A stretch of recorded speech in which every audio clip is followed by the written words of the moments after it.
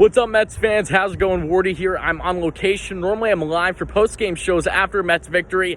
Again, I'm enjoying the weather. I'm currently out of Maryland, about to enter a restaurant, but I've been watching the Mets game, so we got to give you a quick Mets update as the Amazons get their latest win, another series dub against, the Miami Marlins in Miami.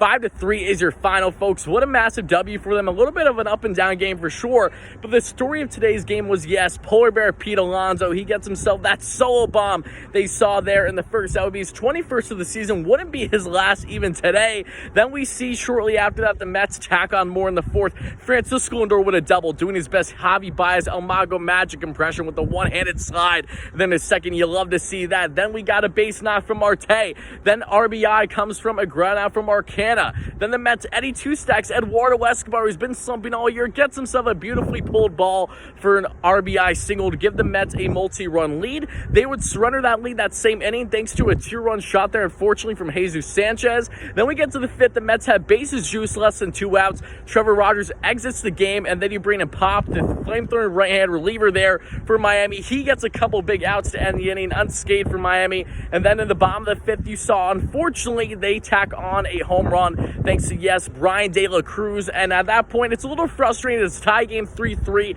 but we fast forward, right? We get Polar Bear Pete Alonso with his second bomb of the day. You love to see that. His 22nd on the year, almost he's north of 70 RBIs already. Can you believe that, folks? I'm repping the New York Mets chain. We always repping the Mets no matter where we are, baby. You love to see that. But then we get to the ninth, and the Mets add insult to injury, and that is because Brandon Nimmo, who was my star of the game to watch entering this one, had great numbers against Trevor Rogers and against the Marlins as a whole, gets himself an RBI double, gives the Mets a 2-run lead at that point. And then we get to the ninth, of course, after Seth Lugo shut things down in the eighth, and prior to that, Chris Bassett going 7 strong, only giving up 3 earned runs. He's looked beautiful on 2 straight starts against Miami. Love to see that from Seabass. Continue to put out strong starts against these fish and the Marlins. Then when Diaz comes to the ninth, and what does he do? He shuts the door. Another day, another save, baby. His 16th save, if I'm not mistaken, of the season, folks. Back-to-back save in as many days.